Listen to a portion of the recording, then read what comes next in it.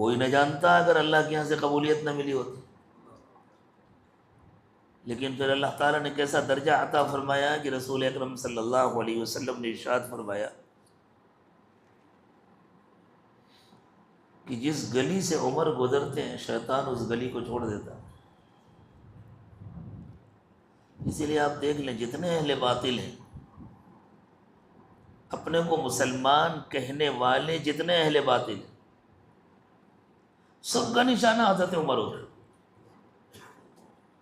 شیطان کو خاص دشمنی ہے حضرت عمر سے، وہ بہت ڈرتا ہے حضرت عمر سے، اس لیے سارے اہل باطل حضرت عمر کو نشانہ بنا. اور حضور اکرم صلی اللہ علیہ وسلم سے پوچھیں کہ حضور آپ کی نظر میں حضرت عمر کا کیا مقام ہے؟ حضور اکرم صلی اللہ علیہ وسلم ارشاد فرماتے ہیں لو کان بعدی نبی لکان عمر، میرے بعد کوئی نبی ہوتا تو عمر ہوتا. ایسی قبولیت اللہ تعالیٰ نے عطا فرمائی. تلوار لے کر نکلے تھے نبی اکرم صلی اللہ علیہ وسلم کو قتل کرنے کی نیت سے، اور اللہ کے دربار میں قبول ہوئے تو ایسی قبولیت ملی کہ حضور اکرم صلی اللہ علیہ وسلم گواہی دے رہے ہیں کہ اگر میرے بعد کوئی نبی ہوتا تو عمر ہوتے. ایک طالب علمانہ سا سوال ذہنوں میں آ سکتا ہے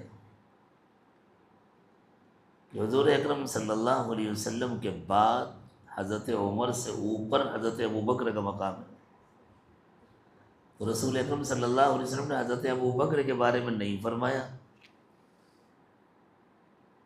کہ اگر کوئی نبی ہوتا تو ابوبکر ہوتے، حضرت عمر کے بارے میں فرمایا. وجہ یہ ہے کہ حضرت ابوبکر رضی اللہ تعالی عنہ کو حضور اکرم صلی اللہ علیہ وسلم کے ساتھ معیت تامہ حاصل ہے. ایسی معیت ہے کہ حضرت ابوبکر کو حضور سے الگ کیا ہی نہیں جا سکتا. ایمان لانے میں بھی معیت کاملہ ہے. حضور تشریف لائے، سب سے پہلے اپنے گھر آئے تو حضرت خدیجہ تو بہت پہلے سے انتظار میں بیٹھی ہوئی تھی. بعض موقعوں پر اس عاجز نے حضرت خدیجہ رضی اللہ تعالی عنہا کے سلسلے میں تفصیلی گفتگو کی ہے، اور غالباً آپ کے شہر میں ہی کی ہے. وہ بیانات بھی انشاءاللہ محفوظ ہوں گے.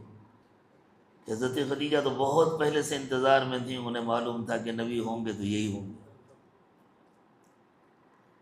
حضرت ورقہ ابن نوفل کی مجلس میں وہ جایا کرتی تھیں، ان کو اندازے تھے، انہوں نے نکاح کا پیغام اسی امید پہ دیا تھا کہ میں وقت کے نبی کی ماں تو نہیں بن سکتی، بیوی بن سکتی ہوں، بیوی بن جاؤں.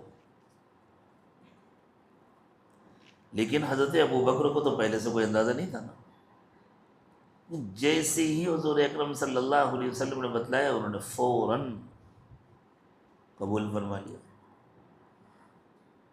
ہاں ایک واقعہ ہے ذہن میں آیا، بعض سیرت نگاروں نے ایک واقعہ لکھا ہے کہ حضرت ابوبکر صدیق اپنی جوانی کے زمانے میں، ابتدائی جوانی کے زمانے میں ملک شام گئے ہوئے تھے تجارت کے سلسلے میں.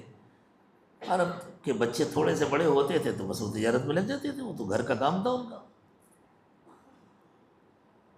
تو وہاں ایک عیسائی بڑے عالم اور راہب سے، بڑے عبادت گزار سے ملاقات ہوئی تھی. اس نے حضرت ابوبکر کو دیکھا اور دیکھ کر کے کہا تھا کہ عربوں میں ایک نبی مبعوث ہونے والے ہیں اور تم ان کے وزیر بنو گے، تمہیں ان کے ساتھ خاص تعلق ہوگا.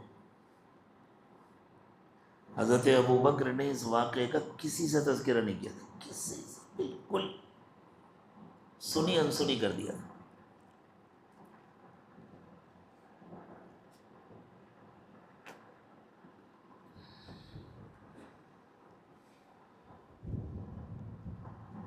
اور یہ واقعہ اس وقت کا ہے جب حضرت ابوبکر صدیق کی عمر 20 سال بھی نہیں ہوئی تھی.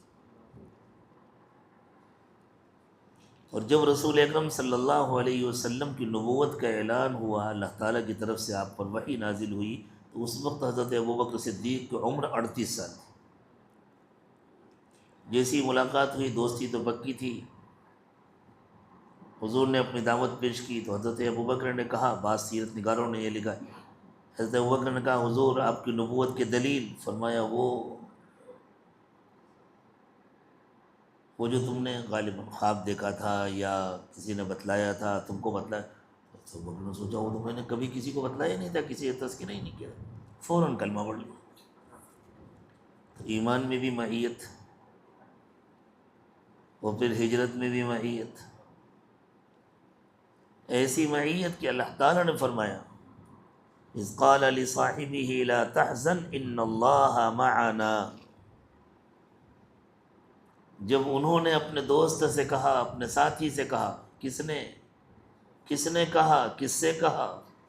حضور اکرم صلی اللہ علیہ وسلم نے اپنے ہجرت کے ساتھی حضرت ابوبکر سے کہا پریشان مت ہو، اللہ ہمارے ساتھ ہے۔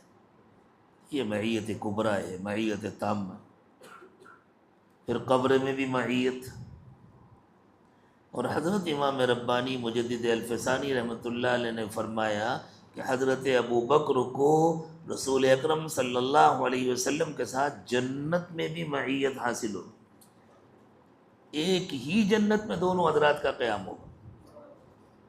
حضرت مجدد صاحب فرماتے ہیں کہ اوپر کے حصے میں حضور اکرم صلی اللہ علیہ وسلم کا قیام ہوگا، نیچے کے حصے میں حضرت ابوبکر کا قیام ہوگا۔ وہ کیسی ہوگی، کتنی شاندار ہوگی، کتنی بڑی ہوگی، وہ تو اللہ کو معلوم۔